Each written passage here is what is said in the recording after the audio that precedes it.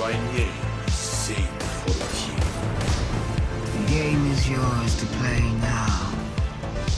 The light provides. This is Eventide Radio. Hello and welcome back to Eventide Radio. This is a fan-made Destiny podcast where we have roundtable discussions about a variety of different topics concerning the popular video game franchise. At its core, this show is about having in-depth discussions about the game from a variety of different perspectives. I'm your host, Scotty, and with me are co-hosts Rob and Robbie, and today we're talking about the next chapter of the Destiny saga, the quote-unquote beginning of the end, Lightfall. So, to quote the official Bungie.net, a little blurb about the new expansion: shattered glass glints in the starlight. Soldiers of the Shadow Legion battle with guardians under the unmistakable shadows of the fleet overhead. The Witness and its newest disciple are here. Amid the chaos, begin a journey that will reveal the hidden threads that bind us, the ability to unravel them, and the mastery to weave them anew.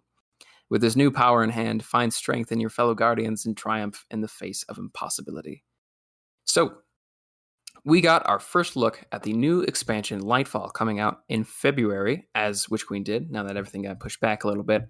And the Witness has claimed a new disciple in the form of the Emperor Callus from the Season of the Haunted this past season. So, and we've got this brand new power, new darkness subclass to the surprise of nobody. We have Weave, I believe it's called. Strand, sorry. Weaving is the verb, I believe they use, right? Probably. Okay, something like that. But it's green, as everyone else also expected. It's not a poison subclass, though. We'll get into that later.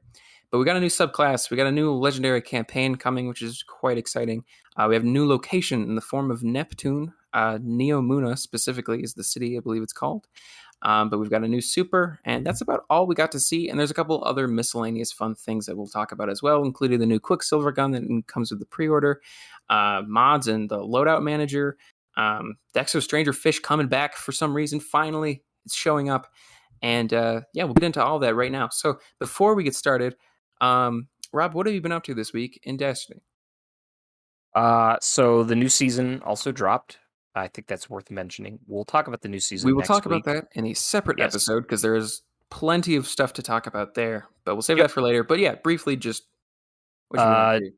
Doing that, and I have thus far completed 4 runs of King's Fall, which is the new old raid or the old new raid coming back. Better than ever. Enjoying it, running it with my clanmates, and having a good time with that. So that's what I've been doing this week. Sweet. It's awesome. Robbie, what about you? Same, I guess, with the new season dropping. Obviously, the story missions and all that. I haven't done the raid yet. I was under the impression, and maybe that was my mistake, and now I see why people were complaining about the day one being only on Friday, because I actually thought it was going to be the whole weekend. But clearly my misunderstanding. They did say it in the announcement and everything. It was just me not getting it. I'm like, why is it a big deal? But no, it was a big deal. So now I see. But mostly, I went back and started doing a lot of Dares of Eternity to grind those red borders and hopefully get me some, crafted BXR and the Wastelander I really want. But yeah. Sweet. Been fun. What about you, stuff. Scotty? What have you been doing? Me, what have I been up to? I've been messing around with the new season. I actually played... I was thinking about trying to get my power up a little bit for the first time in a long time. So I played Shattered Throne, and I didn't realize that I thought, completing Shattered Throne, if it's on the rotation, that every encounter would drop like a powerful or pinnacle piece. Just the final. The end. That's awesome. So I was a little disappointed with that. But otherwise, I've been messing around with the new season, and I'm enjoying it for the most part. Pretty cool. Good. It's nice to be back into it a little bit. So yeah. Good. All right. So let's dive into what we just witnessed. The no pun intended. The Lightfall reveal trailer, the big cinematic one was pretty sweet. So there's a lot going on in there, but it was a very cool trailer as usual. They never fail to demonstrate their impeccable showmanship. So Rob, what was your first impression? What were your initial thoughts after watching the cinematic little story trailer that they dropped? Besides the showcase and everything like that. Yeah, so I think the showcase was, as always, really well done. they do a great kind of like pre-show where they have some content creators and talk about some cool stuff. I think they were interviewing someone who's, I think, maybe like legally blind, and they were kind of talking about kind of support around folks in the community that maybe have impairments of some type, and how they can, some of the groups and people that are supporting and keeping active gamers and all that. So like, I always love that kind of stuff. And they show a bunch of art like leading up to the reveal, and then it's a good solid, like, it was like 45 minutes of just like information dump of the new season, the raid, and then the new expansion, of course, and just giving you everything. Of course, with like sweet trailers and all that fun stuff, and you get to see Joe Blackburn and the rest of the team kind of just sharing the vision for Destiny for coming years, and so always super exciting. If I'm being completely honest, the reveal for Lightfall, I'm gonna roll my eyes a little bit, in that I'm not like, I'll be the first one to load up like Tears for Fears, because I like me some 80s like new wave synth like Yeah. pop, but I'm so sick of that like cyberpunk 80s neo wave, whatever you want to call it, like that kind of art style and aesthetic that is like completely oversaturated like everything. I'm really burned out on that. And like, as soon as I saw like the warlock armor having like the red bandana, I was just like, okay, great, we're just gonna have Stranger Things in Destiny now.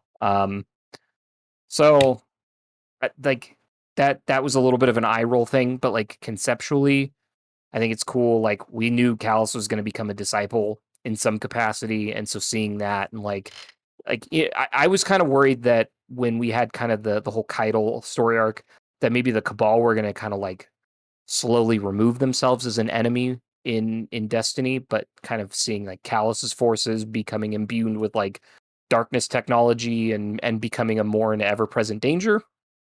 Like, I think story wise, it's cool. It's cool to go to Neptune. I think that's like a really neat planet conceptually, and you don't really get too much sci-fi taking place on like a planet as far out as Neptune. So I kind of like that idea, and the whole kind of story surrounding like, here's a place that's somehow been able to like escape the collapse and been sort of flying under the radar, and it's like, what is kind of what's the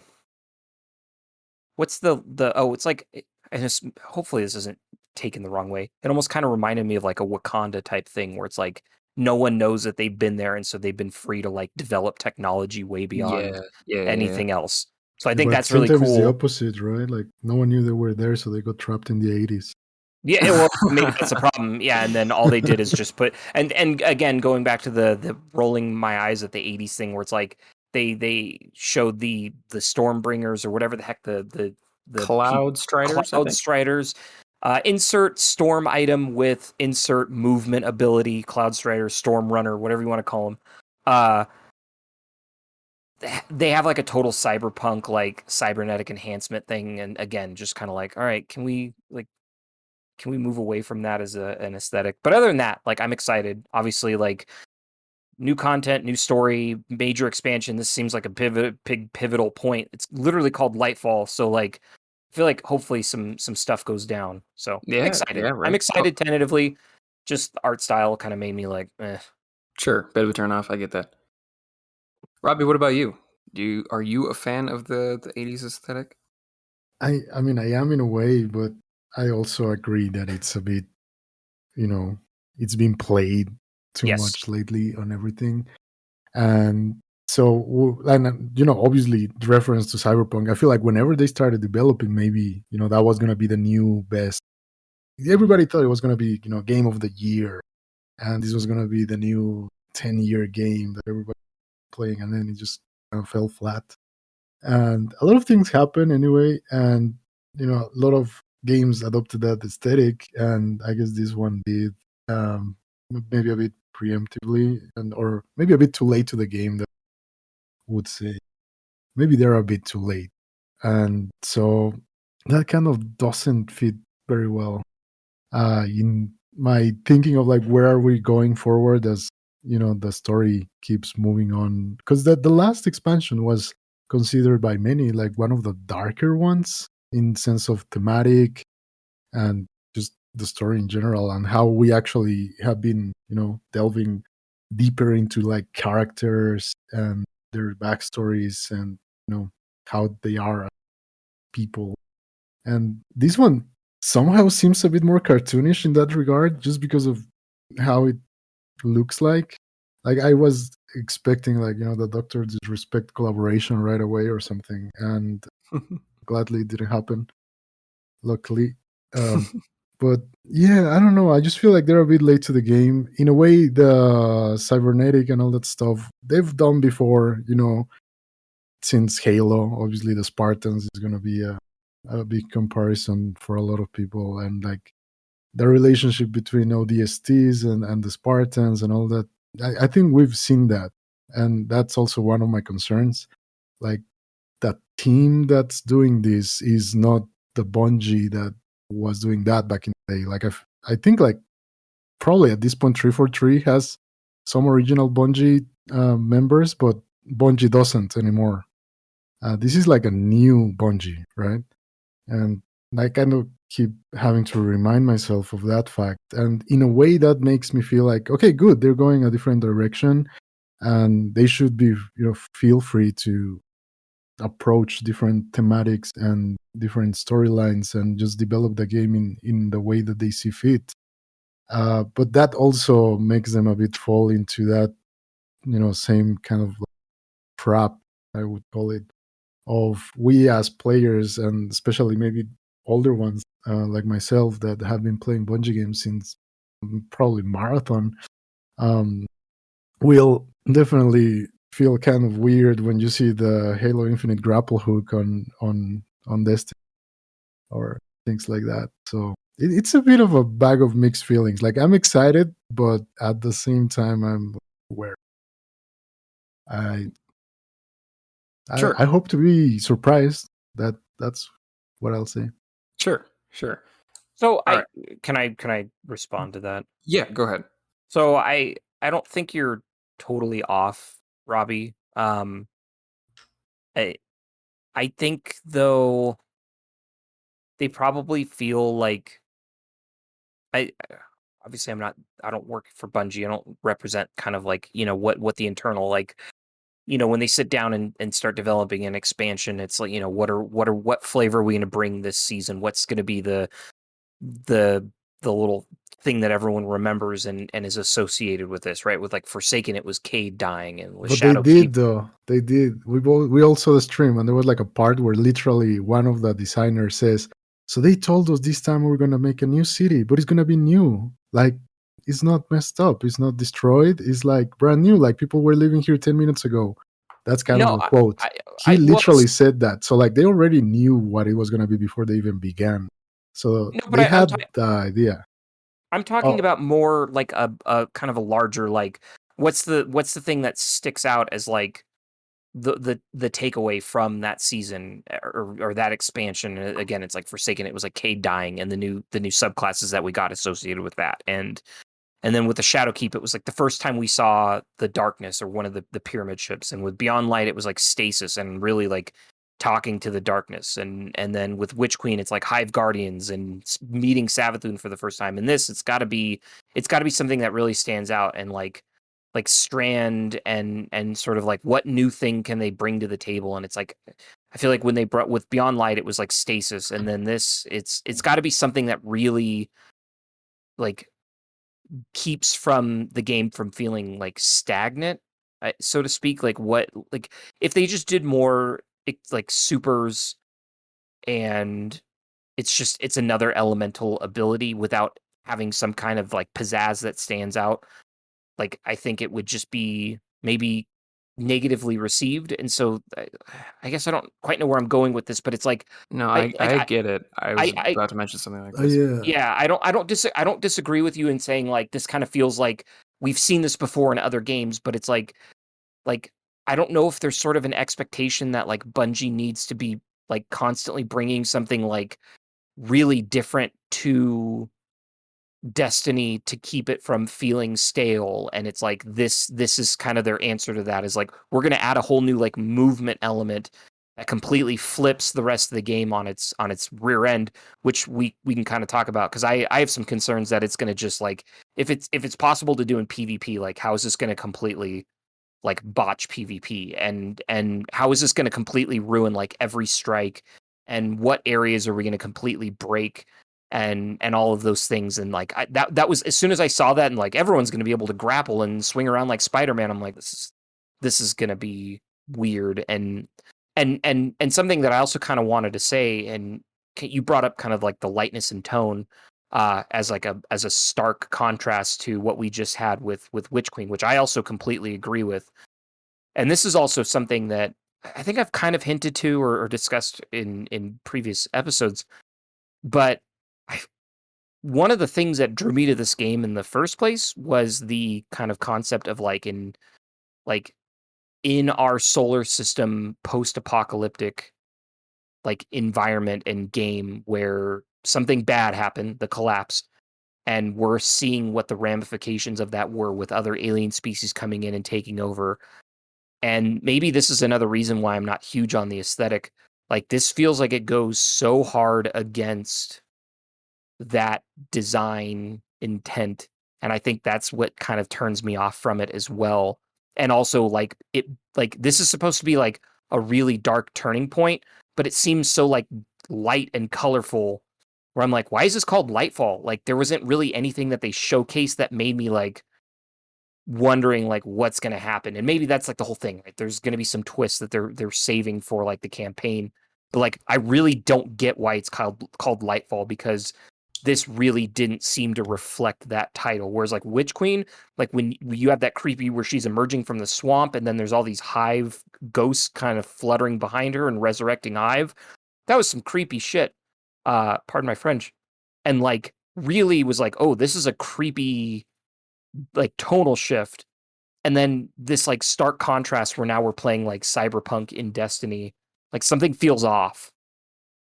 And again, not even cyberpunk, because it's like even cyberpunk is like in a way post-apocalyptic. That's true. Yeah. This one is like fresh, brand new, shiny, straight from the Apple Store kind of look, right? In a way. But and I agree with you. It's like, yeah, I'm excited because I see the movement. Even though we can talk about the grapple hook and the grabbing onto nowhere and things like that kind of make me, I don't know. We'll see how it plays out. Yeah. But I feel like, at least for now, it's and I think you said it too, which was kind of my point. Like, it's being overshadowed by the aesthetic, and that's the one big issue I have. It just it's like it's hard. Weird. Yeah, it's hard to find the balance in between. Like, I don't know how I feel about the whole thing I watched and how it looked. All right, yeah. So go for it. Yeah, Scotty, you make this interesting, and I agree with everything you guys are saying, but I will also play devil's advocate, so we're not all agreeing on everything. Yeah, you don't want an echo chamber. I agree. Yeah, right. So I think I agree with you guys. Weird aesthetic, but also at the same time, I think the intent behind it, and of course, you can dislike the intent, but the intent, I think, is to take a very dark narrative. I think the narrative is going to be genuinely dark, and juxtapose that with like a poppy cyberpunk aesthetic. I think that was the idea. And it's like, it's supposed to be weird, it's supposed to be different, it's supposed to be interesting. I don't think the aesthetic is actually going to match up with the actual narrative that we're going to see. Yeah. That's my prediction.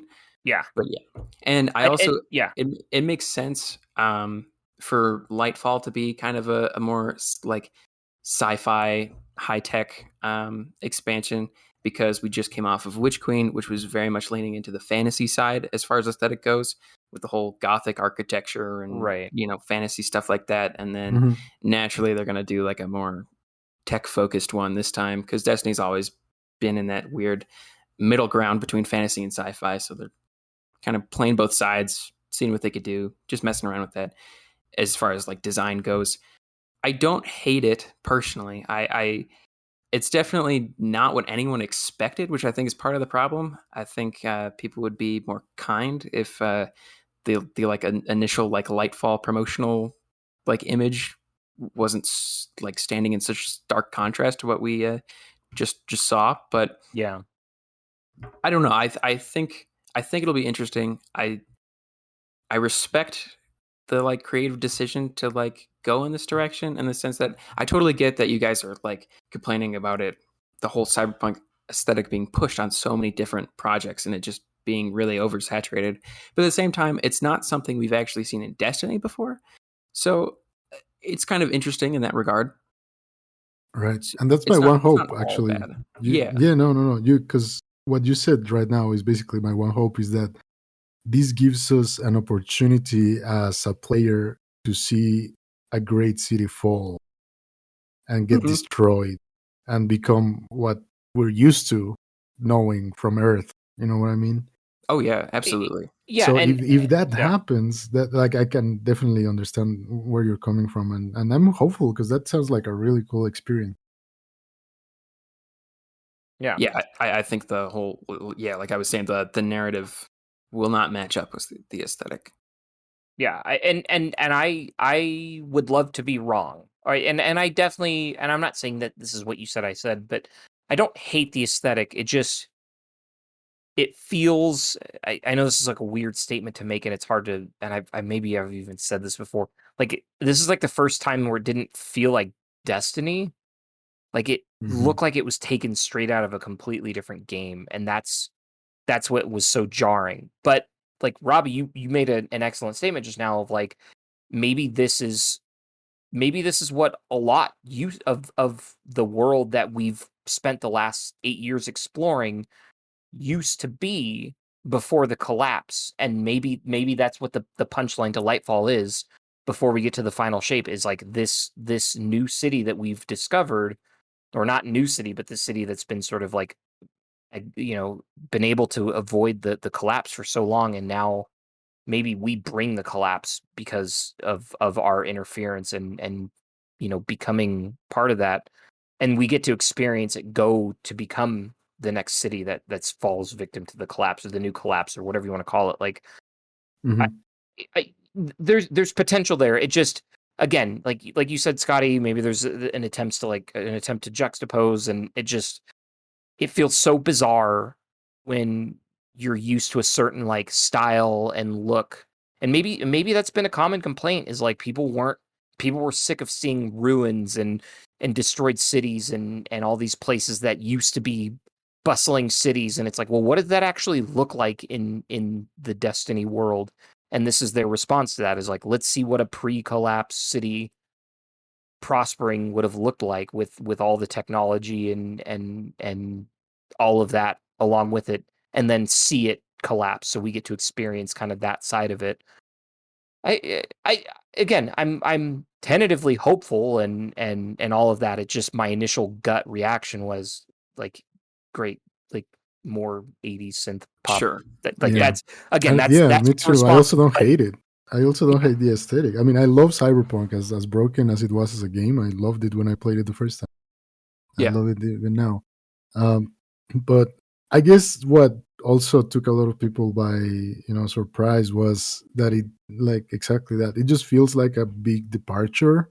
Yes. And in that sense, I think that we've experienced that with the seasons lately. And I don't know, we can mention it as many times as Rob will mention them. I feel like he can explain that better. But how we get the expansions, and then we feel like we have not the best continuity in regard of like how the story is being delivered to us with the seasons. And this one again just feels like also like a big departure in a sense. Like, maybe I wanted a bit more of whatever we were dealing with. Hmm. And we'll talk about the season next time, but Yeah. I didn't get that with this new season. Yeah. I think it's interesting that Destiny, like, it's never stayed the same aesthetically from expansion to expansion. Like, it always decides to like pull some huge 180, especially in Destiny 2, and do something completely out of left field. It feels like, for as far as like aesthetic goes, there's always like a new theme, even from like season to season.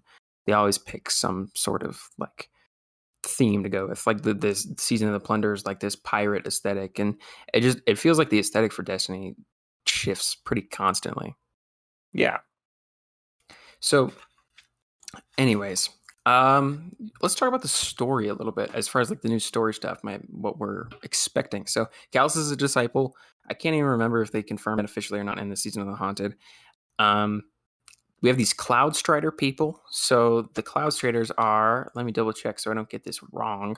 The Cloud Strider people, I believe, are from Neomuna, which is a city that was never touched by the Traveler. So never got the light or anything, no guardians, whatever. And Robbie, you were saying the Cloud Striders like volunteered to like be cybernetically augmented. So they are essentially the guardians, right? Yeah, so at the end of the stream, if you kind of stayed on, at least on the Twitch stream, they continued to do, like, they interviewed some more of the developers, like Joe Blackburn came back and talked, and they had kind of the kind of the big players that are part of all the major expansion developments. And I can't remember any of their names, and I feel terrible because I've watched so many things with them every year. And they kind of go on and just talk about design ideas and what inspired, and they talked a little bit more about the insert storm item, insert movement item, Cloud Striders. Is that what they're called? I think it's funny because like you can call them like storm walkers or rain dancers, or like, it's like their names are kind of like, I'd say, uninspired. Anyway, sure. But they were talking like, yeah, they choose and opt to, within their like society, to take these cybernetic enhancements so they can be like, super soldiers, so to speak, but at the cost of like significantly shortened lifespans. And that's one of the ideas that they want to like look into or dabble with, because it's a complete stark contrast to the Guardians, who we are involuntarily sort of signed up to be Guardians and we can live forever. Whereas these people go out of their way to like sacrifice a big portion of their lifespan so that they can explicitly defend their people in their city and their preserve their society. And that's like, again, so that's some like one of the themes that they want to like dabble with Lightfall, which is cool. Yeah, it is cool. Opposite. And I think they even kind of suggested that, a standard Guardian's 6 foot tall, and these people are going to be like towering over us because of like the enhancements that they get. So, should be exciting to kind of see like how they look. And again, they only kind of teased one in the trailer, so I'm excited to kind of see that, and like, and I in the back of my mind, I'm like, cool, what kind of neat guns are we going to get from this? Because it's like all new technology, pre-war collapse type stuff. And golden age technology that we're always kind of talking about. Like maybe we'll get to see that kind of fully like realized, because it's been completely untouched for so long. So I'm excited about a lot of that stuff. It's like at the end of the day, we're all about getting. Robbie, you said this best in one of the first podcasts, where it's like you shoot enemies so that you can get weapons so that you can shoot more enemies. And like that's still the fundamental point of this game. And so I'm excited to see what guns we're going to get to destroy Callus's fleet. Yeah, absolutely. Mhm. Robbie, what about you? How do you feel about these Cloud Striders? It's again, yeah, it's like a good emphasis on making us appreciate kind of like what a guardian is, because in a way, I think like, especially because it's this week, by the way, if just to mention this for people out there, the game had all the expansions available for everybody for 1 week. And if you downloaded the game on the Epic Game Store, you also got the 30th anniversary for free. Right. So literally an influx of new and returning players as well. So that was fun. And a lot of people jump into the game like I did, but I feel like at this point it's even a bit more, complex, the whole situation of like where we find ourselves in story-wise. And I think this is going to be like a good contrast into understanding, again, the implications of what the Traveler actually, brought to us. Because now we got the darkness. So if we think we're going to this place as saviors, I don't know. Maybe we're not. Maybe we're their downfall, honestly. And so that's going to be like a good contrast, and hopefully we'll kind of learn more about ourselves, not only about them. That's what I'm looking forward to. Yeah, I'm wondering why we are on to begin with, and if we do go to Neptune, why exactly is the witness there and Callus attacking this previously undisclosed location? I suspect we're gonna get a season. Our next season Explaining is going to that, be yeah. sort of the, and it'll end with us going to some mission, and then we're like, hey, maybe you should go check out Neptune, kind of like how Shadowkeep ended with like, hey, go check out Europa, and You then we get there and it's intercepted like, a transmission, Guardian. yeah, exactly. Like Yeah. that's it's going to be something like that, or like we're going to be pursuing Callus in whatever form he takes next before we get to Lightfall, and it's going to be like, it's going to point towards Neptune, and I think there's something in the lore. Or one of the things we were talking to Savathun or something, but basically this was like predicted last season. Someone had like a vision, or it was Keitel at the end of the Vox Obscura in one of the dreams or visions that she talks about. It's something about seeing people in the clouds of Neptune or something like that. So they kind of hinted at this back when Vox Obscura first came out. So okay, was it that like the Scion like propaganda thing or something like that? Yeah, it's something like that. So cool. I wonder if these artifacts that Aramis is after could potentially have any connection to Neptune in any way. I hope so. Then it would actually make this season make sense, which we'll talk about next week. So yeah, of course. Anyways, I was surprised to see Callus, supposedly Callus's true form in the trailer. Yeah, like, they show him like getting like naked in a bath or something. Yeah, I don't know. I was expecting. I feel like because they were hiding his true form, right? We've only seen robots of him. We've never actually seen his physical body. So I was expecting there to be kind of a big deal to see what he actually like looks like at the moment, and he just looks like an old dude, which I think is in a bathtub. And I was like, all right, kind of neat because it's like it almost defies your expectations in that way. Yeah, right? Yeah, subverts your expectations. Subverts, yes. Sorry. But I think it's by the way, if you see the Lightfall reveal trailer at like second 28 is when you see naked Callus in the bath. That's what we're referring to. Yeah, if you want to go look at that for this also could just be like, of course. Why do you know the timestamp of the nude? Because I just why do you know the timestamp of the nude? I just pulled it. Yeah, I have my moments. These are my night stories. So. Went too far on that one. I mean, that could just be a generic Cabal, but I'm pretty sure that's supposed to be Callus. And it's I put money that is Callus. Well, yeah.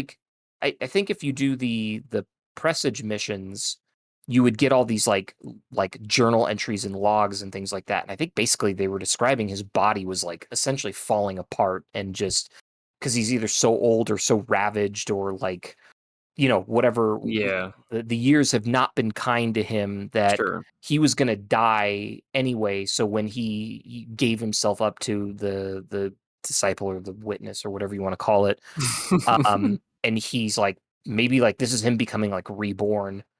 And I mean, Cabal are pretty hideous and ugly. So like, I'm not surprised that this is what his like reborn, like,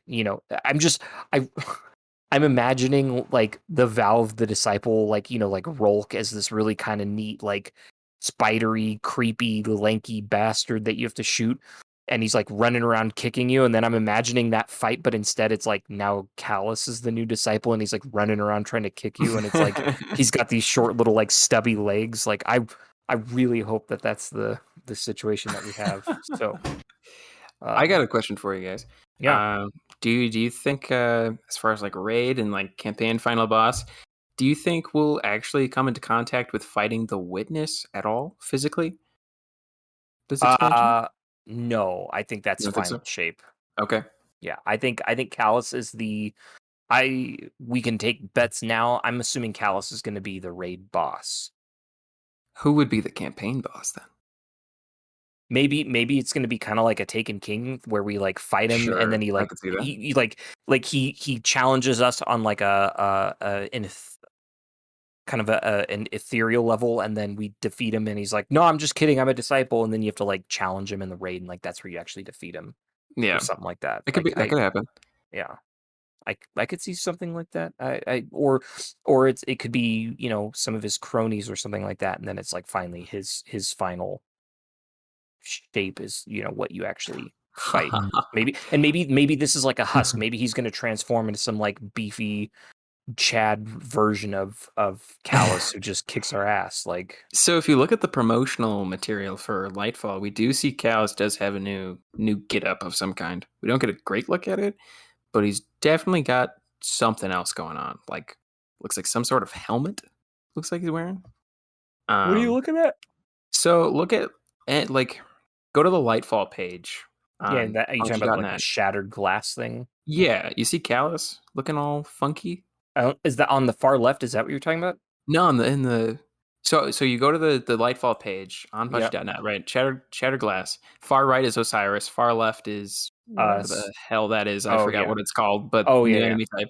And then Callus is right next to the Cloud Strider on the right. Yeah, okay.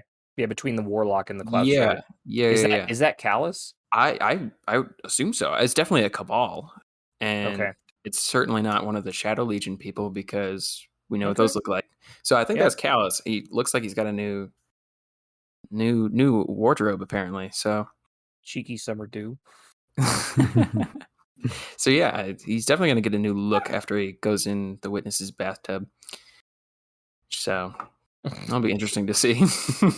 I wonder. I guess it begs the question, like, did Rolk look any different before he became a disciple? We don't really know that for sure. Yeah. So that'll be interesting to see. Speaking of this shattered glass thing, though, and the guy on the far left, that is a new enemy type, correct? Yes. And if you scroll all the way to the bottom of the Lightfall page, you can see kind of There's a more a screenshot of him, right? full version of him. Yeah, so that's a big deal. A new enemy type. Yeah, and they're kind of described as like mini bosses. That's pretty huge. This is the darkness, the first actual darkness enemy type that isn't like a main boss, right? Yeah.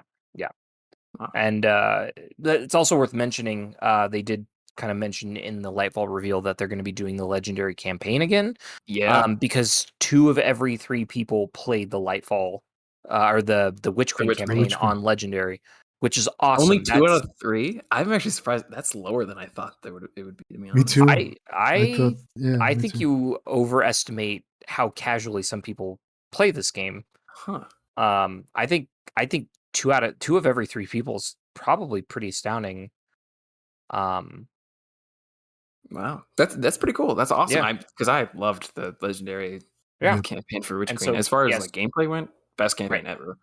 Yeah, so and they said they're going to be doing the same thing with Lightfall. So they're going to have a legendary version that kind of expedites your power level grind at the end of it. So That's awesome. I am very much looking forward And to it. guaranteed high stat armor at the end. Oh, did they? Oh, yeah, and they said they're not going to do the BS exotic where it's like crappy rolls. So Yeah, they did explicitly say they weren't going to this do that. time it was like the way to do it. Once we found out was choose the one you don't want, Right.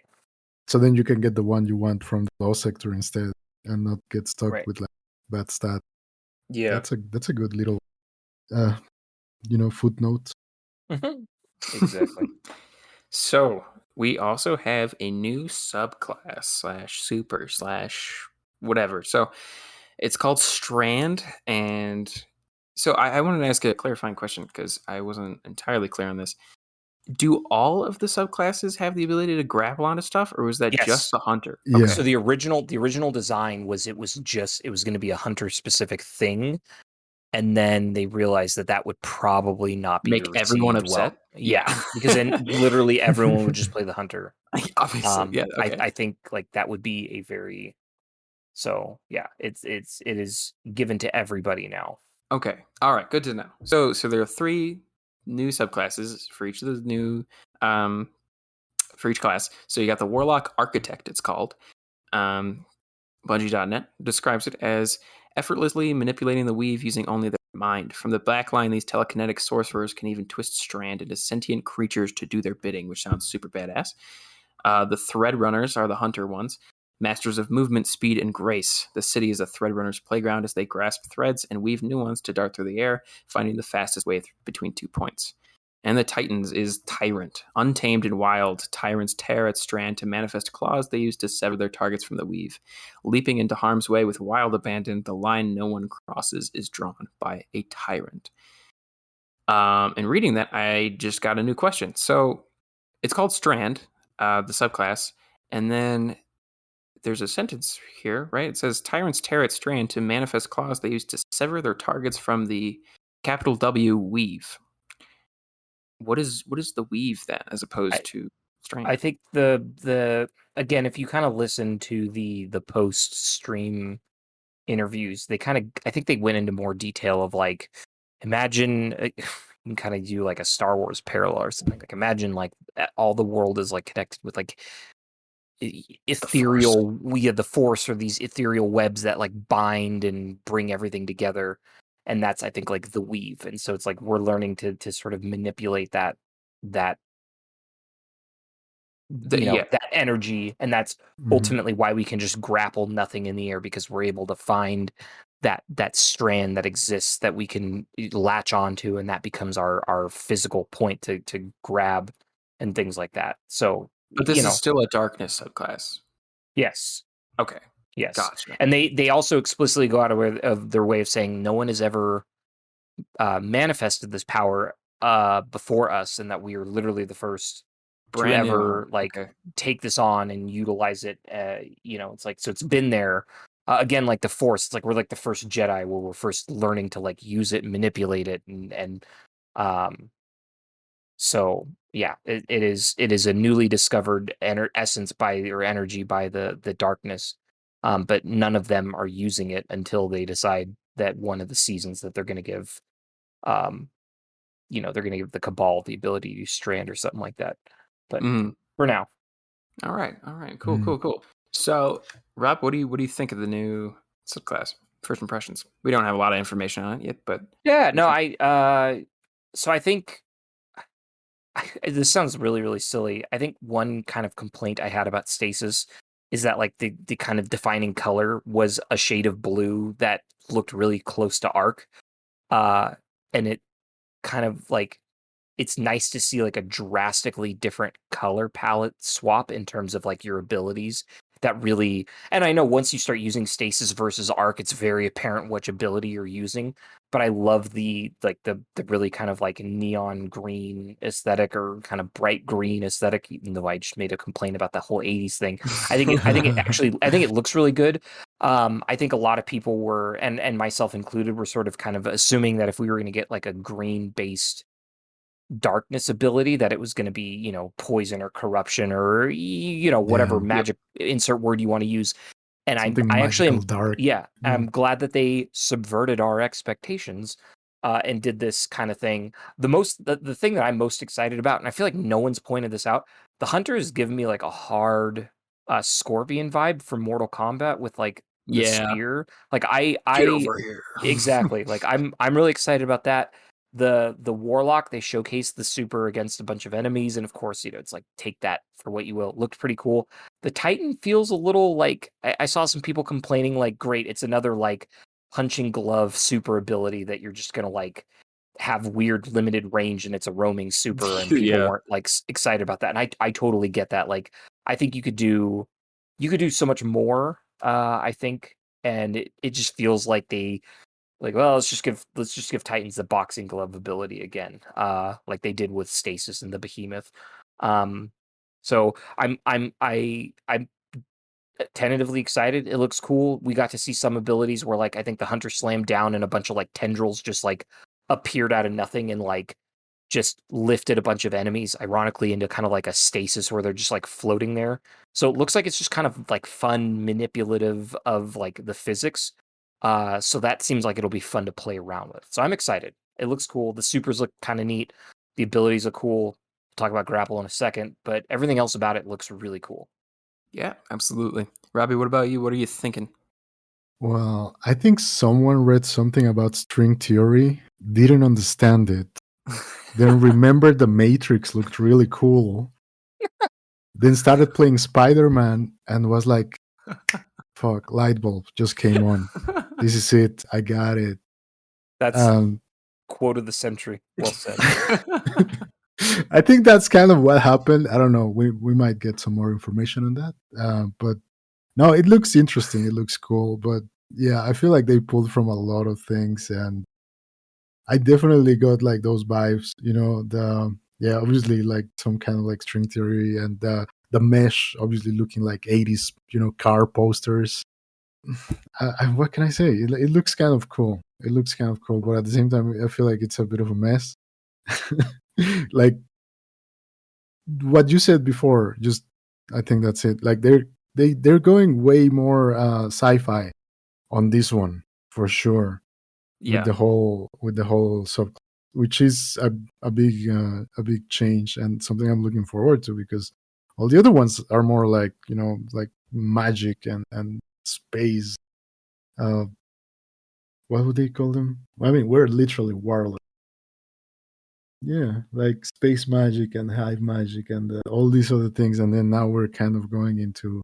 This sounds more like technological, Yeah. sciencey of like space time, new, Yep. and the fabric of the universe, and we're kind of grabbing onto it and modifying it to like make shapes off of it. It's very cool. But yeah, they've kind of flip-flopped aesthetics as far as stuff like this goes. As far as the past couple expansions, like Forsaken was definitely leaning more into the fantasy aspect with the Wild West cowboy thing, and then the Dreaming City, and then Beyond Light was more tech, and then Witch Queen was like Gothic architecture, and then now we're back to like futuristic stuff. One thing you made me think about that really was that how when we got Witch Queen and we went to the throne world and we see this Gothic architecture, but it's very like pristine, like very white and shiny. Mm-hmm. And before we saw like the keep is all red and bloody and kind of decayed, right? So in a way, this was kind of like their bright new shiny version of the city. Yeah. So I feel like Destiny's kind of always done this, where they jump back and forth, because like obviously the vanilla launch of D1 was very like, okay, just ruins again. I used kind of that post-apocalyptic term, but like in space, which is cool. But then by the time you get to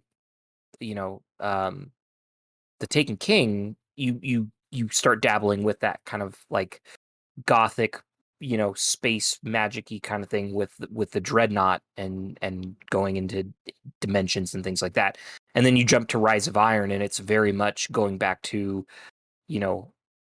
destroyed ruins, lost technology, so you get kind of that back and forth, and then you get to like the D2 launch, and again you get back to just everything's in ruins and destroyed.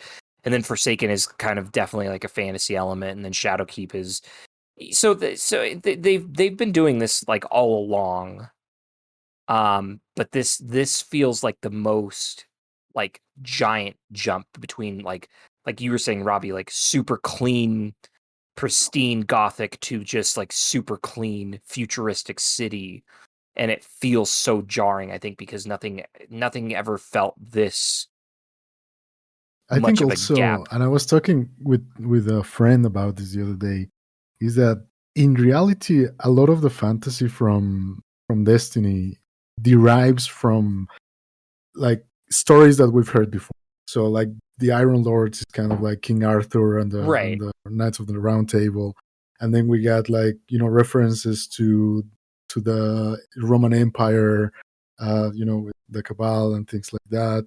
And there's always some sort of like connection between what I would assume is kind of like general knowledge, kind of folklore, even to call it some way, and then kind of reinterpreted in this way, right? Because it's something that is very foreign but very familiar at the same time. Yeah. And so you kind of get that very cool connection with it. And this one is one that doesn't have that, because like the 80s is not like has like a legend about it. You know what I mean? So no, it it's doesn't just have a like very really that distinct deep art style. Yeah, exactly.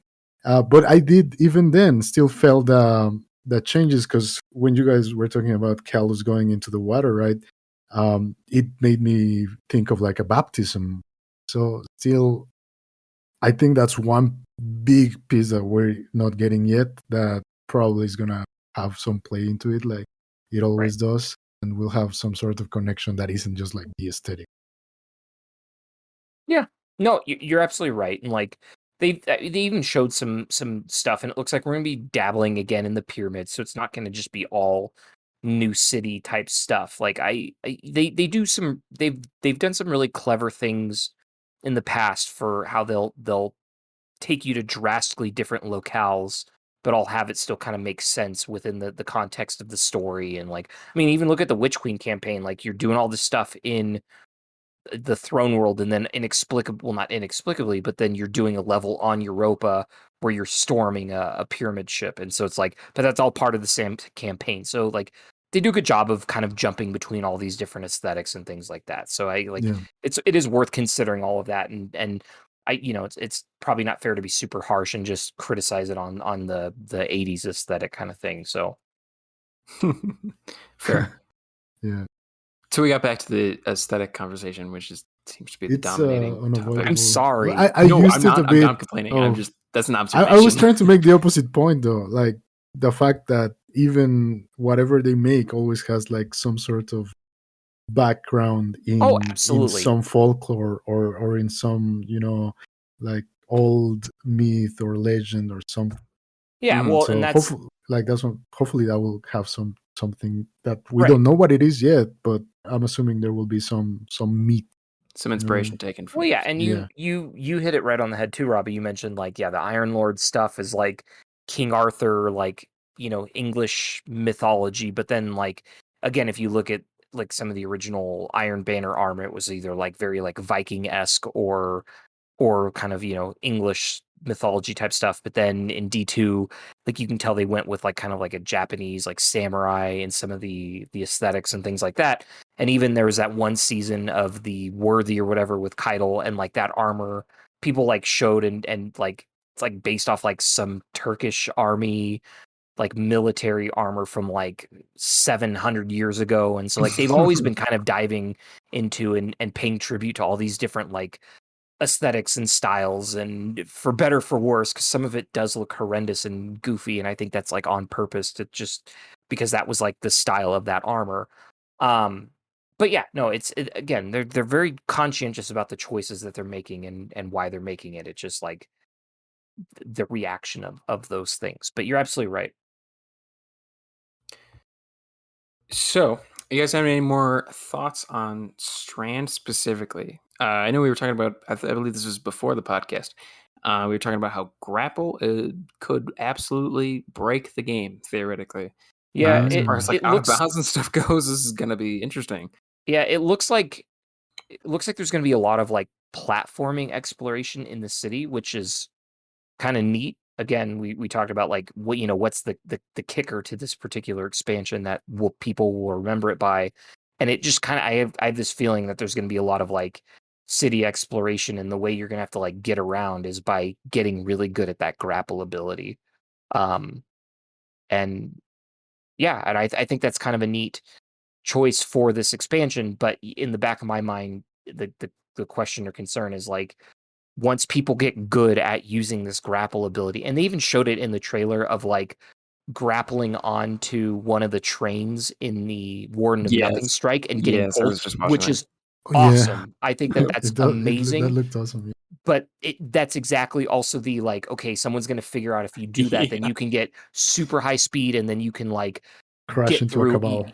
or you can glitch through a wall, and then now you're like outside of the map, and people are going to find all kinds of crazy stuff, and you break the game in interesting ways. And I know some people are super excited about that, but I'm just like did they really think this through, and our strikes going to No. become like Guaranteed stupid, they or our raids going to be like broken in certain ways because we have this ability that like like Vault of Glass was never meant to have Spider-Man swinging around inside of there. That's And like, the what is that going to question look that like? I got. Yeah, because like look at the city, and to compare it with other open worlds that we've had to explore before, most of them lacked a lot of verticality. Right. And I think this one might have that verticality that we haven't seen, which sounds super interesting, to Yeah. have like this space that is like, maybe something is right next to you. It's just like, 10 stories above you or something. But that brings the question to my mind of, and seeing this in other games and seeing it, for example, I don't know, it reminds me of so many things, like grappling onto enemies on Doom or Team Fortress 2, or nowadays on Halo Infinite. And so on Halo Infinite, for example, not everybody has the grapple hook. It's like a thing you attach to your arm and goes away when you die. And then, you can only use it sometimes. And it's not like you can grapple onto anything. You have to actually aim, and then the swing mechanic and control where you're going. So you have to kind of get good at it. It's not like it just takes you there, wherever you point it at.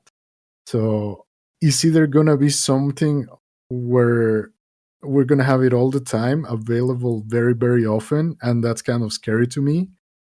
Or is it going to be on like a really long cooldown kind of, Right. This replaces your rift and your class ability or something like that? Is this going to be on a big cooldown, or is this literally just, like you said, like a get around kind of mechanic more? Right. And even if it is, the thing is that they already showed it, and it's definitely gonna be also like an offensive mechanic in both PvE and PvP. Yeah, it'll be interesting to see how it plays out in PvP. So Because the balance of it is what kind of concerns me. Yep. Again, we've seen it in other games. It's either a movement or an offensive kind of ability, and the cooldown of it. yeah, I'm curious to see how they're going to balance that. In the past, with new powers, they haven't exactly been proficient in balancing such things between sandboxes. Them? So, yeah, I'm sure PvP players are not going to be happy about this. I'm sure it's not going to go over well. I'm not anticipating it to. But we'll see how they fix it after launch, because that's what's going to happen. Yeah, like, are we gonna have a stasis situation where it comes out super overtuned, and then for like 6 3 months months. everyone's just 6 months. miserable? Yeah. So That's we'll what see. I'm anticipating. I'm sure someone will figure out how it's completely busted, and they'll just Yeah. break Crucible for the next few months, like you said. So, Yeah. So let's run through some of the miscellaneous things that came with the Lightfall reveal. Stuff that's coming up in future seasons and stuff like that. So number one on the list is they are supposedly no longer going to be vaulting expansion content. So did you confirm what that meant?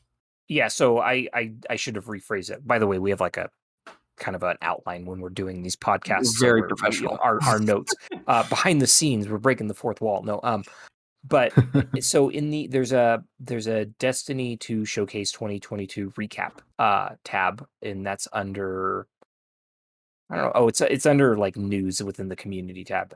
Where they kind of just give like an at a glance all the stuff they talked about. You can see all the trailers, where I was able to see the callus bath scene that everyone wants that sweet callus bath water. What was that 28 seconds timestamp again? 28 Yeah. seconds. 28 Oh, seconds. there you go. Okay, thank you. But there's a thing that they mentioned, no more expansion sunsetting, and this is something we talked about in the Yay. last podcast of, what are they going to take away coming out. Now they were very kind of weird in their wording during the stream, and I definitely was like, what did they mean by that? So it just says no more expansion sunsetting. It was always tough having to say goodbye to previous campaigns when they moved into the DCV, Destiny Content Vault.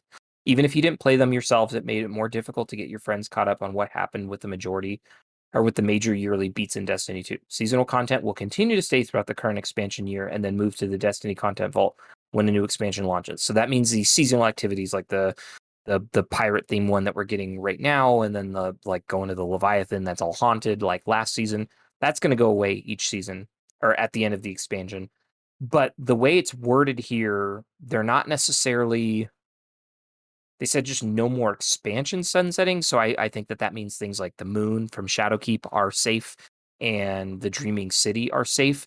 But they didn't say that they weren't done like vaulting planets. And that has me kind of worried. Like, I still wonder with this if this means like the end of Nessus or the EDZ or something like that. Like, it was kind of interesting how they worded it, and I would really like a little more clarification on this. Sure. And what this means, because like part of me is thrilled, but I'm also like, they were very explicit in how they phrased it, and I'm wondering if that doesn't necessarily mean we won't lose another planet in the future. Sure. So But honestly, I don't care if Nessus goes. Like at this point, a lot of the older stuff, I'm kind of used to sunsetting at this point. Yeah. Like I've accepted the fact that, Nessus is certainly going to be on the chopping block, and I never go there anyways. Right. Mm-hmm. But Yeah, and for some but of us that regardless, play on like my Xbox doesn't even have like a disk drive, right? Right. And if I were to install Destiny and say Call of Duty with Warzone, that's it. I don't have any more space. Yeah. So it is kind of like a concern for some of us. sure. Just the game side. But it's nice to know that like the Dreaming City is Yeah, safe, yeah. For the time being. So that's Yeah. good to know because it's nice. Like they said, it's nice to bring your friends back to the major Right. story beats and be like, oh, instead of being like, oh man, it's too bad he didn't play 4 years ago when the Dreaming City was a thing. Right. And it's like when you read this too, you can kind of interpret like what constitutes expansions, because does that mean we could lose the Vault of Glass eventually? Because that wasn't in an expansion. Or like, would we potentially lose what's the dungeon that came out that's also 80s Neo themed? Prophecy. That wasn't technically part of an expansion, right? That was just Season of Arrivals, but it was free to all players. It was free to all players. So like very weird position, yeah. Right. Is that kind of stuff always on the potential for chopping blocks? Because that would free up space in interesting ways. It's like so. Actually, again, thinking about that one, if we lose the tower, isn't that dungeon in the tower? Oh yeah, you like launch it from the tower. You do I think you're launch right. it from the tower, yeah.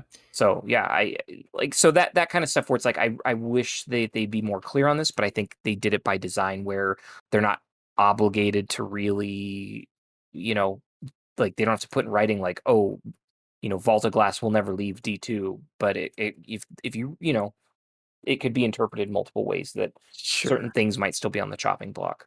I think honestly, as far as like long term, I think there's a reason they're not putting specific things listed like, oh, this will never leave, because I think they'll always, I feel like, potentially consider something to get removed in favor of something else, depending on how plans change and stuff. So Exactly. So we'll see. Overall, tentatively exciting. What else we got? I'm trying to rank this in terms of importance. Mods and loadout manager, I think is that's a good one. Yeah, super it's exciting. Like a thing I think everybody's been asking for. Absolutely. Like this is loadouts in game. Yeah. Without having to use a third party app. I feel like that's a huge deal. Yeah. But how does this affect DIM and stuff? Like, I mean, does that essentially? Well, DIM's still going to be way more superior in terms of like your entire vault is accessible at any given time. Plus the calculators that they got, the loadout optimizers and all those things is something that's still not being offered. That's true. But what you basically can do is still utilize both. You can optimize your loadouts with a third party, then save it in game, so that way you can change it in game. And they showed kind of like a graphical concept, and it looked like you could only save like 5 loadouts per character. And so like I think with DIM, I don't know, is there a limit to how many loadouts you can make on there? And I don't know.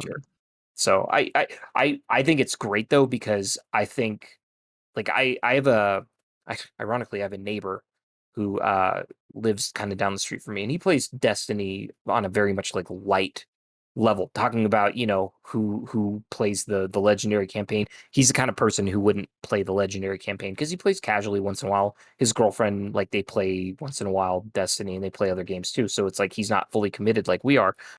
And he had no idea that DIM existed at all, because he doesn't play the game enough to engage with it, and so like concepts like loadouts and things like that are like foreign to him.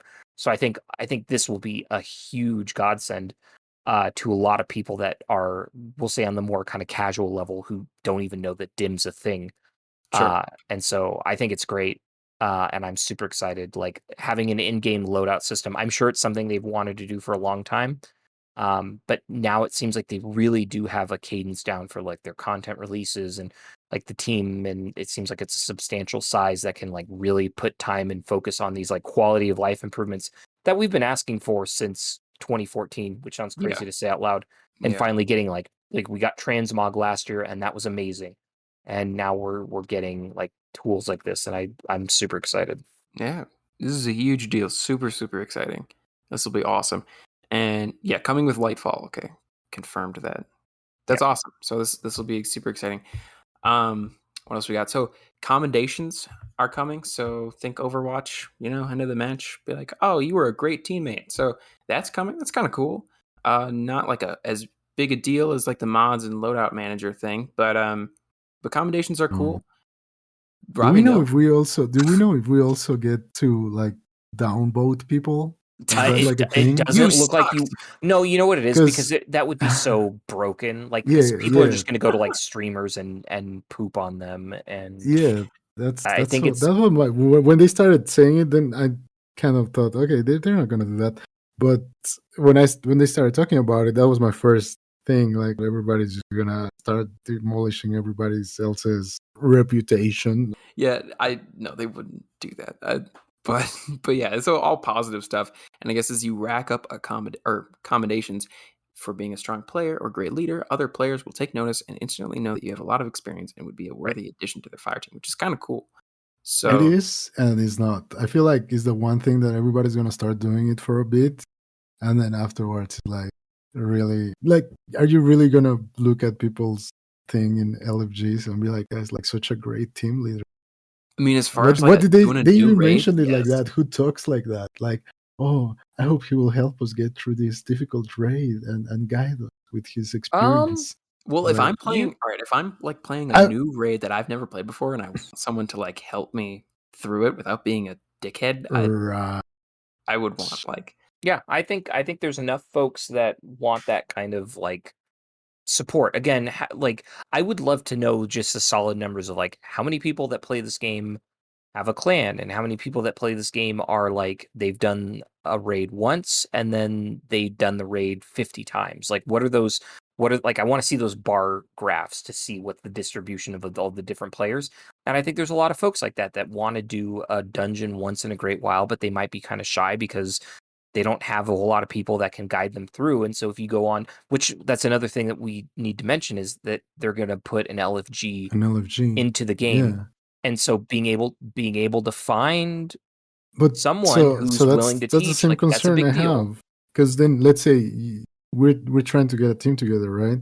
Maybe just for a dungeon, 3 people, and so we're looking for a third. And then this guy joins, and he has no commendations, and so just kick him out, right? Yeah, someone joins that has commendations. So in the same way, like, it is a good system for casuals, but then the casual that's trying to join a group, any group, is gonna just get kicked all the time. And I don't know. I just feel like it's gonna be. I don't know. No, I get that. I do understand that. Not as useful as we think it will be. Well, we have to see. Like, I suspect there'll be like codes that you can put in, like, know what to do, or needs to have a mic and things like that. Like, so if you're trying to set up an LFG because you need to find a third person, I'm sure they're going to have the hashtags. That's what I'm looking for, of like, needs to know what to do, or like you're not looking to guide a blueberry through, like, you want to get this done quick. Like, I think that they're receptive to those kinds of like conditions that people are willing to look for, and it's not just going to be anyone who wants to join anywhere can just join. Like, I think there will be some tools and screening that people will be able to do in terms of like, no, I'm not looking to help a bunch of new people. Like, I just want to get this done tonight real quick. I think that option, I'm assuming those tools or those things will be in there, but we just need to see how it turns out. Yeah, fair enough. As with all new things that get announced, we'll see how it plays out. But I understand the good side and I understand the bad side. But we'll see. We will absolutely see what happens. But yeah, LFG Finder, that's a huge deal. I'm a little skeptical just because they kind of tried this a little bit in the past with the whole guided games thing, and that went absolutely nowhere. So it's like the thing that's still in beta. Yeah. Oh, yeah. I'm surprised it's even still like available. I know. But well, I think because they came out with it and then they never really expanded on it. On it. So I think if it seems like a lot of those, we'll say, relics from vanilla D2 are being expanded upon and actually like they're doing something with. And like the conceptual screenshot that they show looked like it had a lot more to it and a lot more capabilities. So again, we need to definitely more see. fleshed out. Yep. Yeah, so we need to see how it goes, and it might be a hot mess, and that everyone still just uses the LFG app or outside Or sources Discord. or Discord and things like that. Like, which would be fine, honestly. Like right. if it fails, it fails. Like Right. life goes on, but right. But if it works, it'll be awesome. Yeah, I agree that like the guided games is hot garbage. I think I've even tried it a couple of times, and like I was queued for like half an hour. I'm like, this is stupid. So like ridiculous. It was a neat idea. Again, like when you go back and look at the original like D2 conceptual stuff, we've made a lot of strides and come a long way since that initial release. So and then one more thing we got is the Guardian ranks thing. Yes. I'm kind of unclear on what this is. It looks like it's kind of because there's been a consistent backlash of like new players have absolutely no idea what to do. This looks like it is, we're going to hold your hand extensively in like, here's how you open up the menu and here's how you equip mods. And here's like all the stuff that has become so convoluted in this game that we don't think about because we've been playing it and watching it evolve for the last 5 years. But there's a lot of people that just like, they don't even know how to get mods or like what mods are or like what all the different elemental types are and knowing how to understand what the modifiers are in strikes and stuff like that. Like this looks like it is a way to like progressively guide you through how to become a guardian. And like for people like us, we'll rank up to, I think there's like 15 or 16 ranks. We'll probably get to a relatively, moderately high number pretty quickly. But this is designed for people, I think, that have like never played, of like, here's how you equip like an exotic.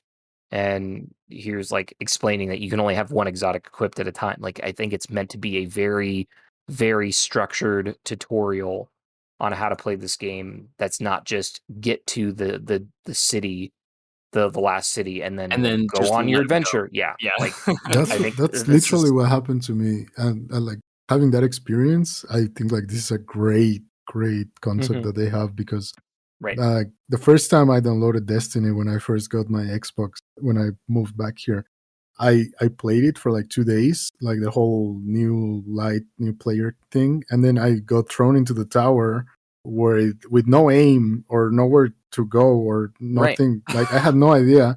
And so I just started exploring, and I discovered the prophecy dungeon that was in the tower. And like with my experience from other games, I thought like, well, if there's a dungeon that's in the tower, which is like the starter area, this should be super easy, right? So I go into prophecy on my own, obviously, because I don't know that you have to have a fire team, and I just get destroyed. And I was like, okay, yeah, uninstall, bye.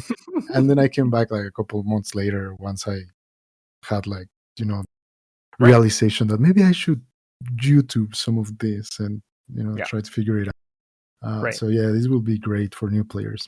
Right. And so I think it's I think this is going, I at least what I had envisioned, or if you were to ask me like how I would design it, is like you do all the new light stuff, you get to the tower, and then it's like, hey, you should get more gear. You can get more gear by playing strikes or going into the Crucible, or hey, you can buy the season pass, which is $10, and you get a little bit of a story, or you can buy the expansion that gives you more story. Like, I think it's meant to just like literally try to throw you into every menu, explain what each of those things are, encourage you, and help you figure out like, oh, how do you get these cool weapons that you see everyone running around with? Oh, well, those are raid weapons.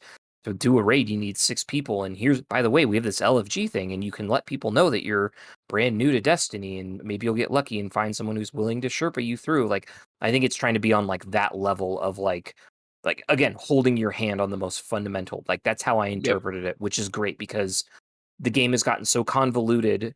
And I've been seeing some forum posts lately where I think someone posts like, this game feels like it's designed to explicitly get new people to stop playing after the tutorial. And I totally get that, because I had a buddy who played D1 pretty heavily and played D2 the first year and then stopped, and then decided to boot it up because he bought a PS5 recently. and he's like, "What's this? What's this? What's this?" And it's like I like he couldn't share a screen, so I had no way to like tell him what it was. And it was like I was trying to guess it, like, here's this, and you can come over here and we should do some strikes because and like there'd been so many weapons added since he played, and he didn't know what mods were and didn't understand why the armor was so drastically different, and like in terms of like stat distribution. It's like it's so overwhelming that like and I hate the idea of like telling people to go watch video guides, because I know. some of those video guides leave out very pertinent pieces of information that aren't ever going to be, or they include information that is so not like at the level of that new person playing, that it's like, why are you overwhelming them with this? Like, take 5 steps back, so Yep, and so that's true. and Bungie can control how they want that information delivered, which for better for worse as well. So I think it's really good. Like, they're finally acknowledging that the New Light campaign is like awful, and there needs to be way more, because it's not enough just to know like where you're located, but like understanding, like, again, how mods and loadouts and all of that stuff works. It's so convoluted. Yeah. Yeah, and even some things like I remember I went by like a couple months without having the boss spec mod because it wouldn't be for sale. And Right. then once I got it and I became more like a regular player, I was trying to explain to a friend that would play with me, and I was like, "Well, we gotta check every week to see if it's there, so you can have it too." He was like, "What?" And I mean, Yeah. I feel like certain things like that, like boss spec, major spec, if they, let's say, democratize them, just give them to everybody with kind of like quest line, I think that would be like way better new player experience too. Yeah. Yeah. Oh, there's I think mods should just be available. All mods up to this point just need to be available. All the Charged with Light mods, the all the old ones, sure. just like there's no, because the game has evolved so much to a point where mods are so a part of the lifeblood of character creation. Like, unless you're just playing strikes, like just basic, like going through the strike playlist, you need to know how mods work, even for like the Crucible, because you will get eaten alive unless you know how to put like reloader mods or powerful friends and radiant light and things like that. And you're such a disadvantage if you don't have those available. Yep. Yeah, and it's not very direct, because the amount of times I run into players that are kind of new that put on like sniper resistance to go into PvP, just Right. to until someone tells them like that doesn't work in PvP. Right. But the game doesn't tell you. Well, and that's I was actually going to bring this up a couple weeks ago. Someone made a post on Reddit that there's a bunch of drama that kind of surrounded. I think one of the mods like took it down because people were arguing with him, even though I think he was like objectively correct that a bunch of the mods are worded weird, in that the term enemy versus like combatant is not consistent across like any of the mods, and like over half of them are inconsistent. And so it's like, people are like arguing like, no, if it says combatant, that just means guardian or like PvE. But then it's like, no, enemy is just PvE, and it's not supposed to be guardians in Crucible, but it does affect them in Crucible. And it was like, and he had this detailed list, and people were like arguing with him, and it's like, no, I've got objective evidence. And it was a really weird forum post, and eventually it got like deleted or locked. But he was like objectively right. Like, and that's like, and we've kind of talked about like they need to do a season where they just kind of like run through like and fix the wording on a bunch of things and fix a bunch of exotics. And like, I really think there needs to be something like that, where it just needs to explicitly say works in PvE, doesn't work in PvP, not or even works that. in both. Do something like, well, now that they did, now we can see the recoil direction and several things on the guns, right? On some of the screens, not on all of them. But even if they added like a little tiny logo of like, the Vanguard logo or the Crucible logo. Oh, that's a great on idea. the little corner of the mod when you mouse over it. That's it. That solves like all the issues, Yeah, I agree. Well, and in D1, and I could be remembering this incorrectly, but if it was against in PvE, it would say Minions of Darkness, and that was like, okay, so it worked in PvE. But if it said anything beyond that, I think it worked in both. I could be wrong, but I do remember the Minions of Darkness. So like, I think it was a little better described there. But that's a great idea. Just have a hover over there, and okay, this is a Crucible and Strike mod versus this is a PvE only mod or a Crucible only mod. That's a fantastic idea, Robbie. Thank you. That is about all the time we have today, folks. So next week we will be talking about sailing the high seas, and that is that will round out the show. So thank you guys for hopping on and chatting with me as always, and thank you to our lovely audience for listening. We will see you guys next episode. Bye. Ciao, ciao. You can put this voice recording away and go on with your life, because you and I both know you'd have me yapping in your ear for the rest of your days. Want to further the discussion? Get in touch with us at any of our Twitter handles, all of which can be found at our podcast description.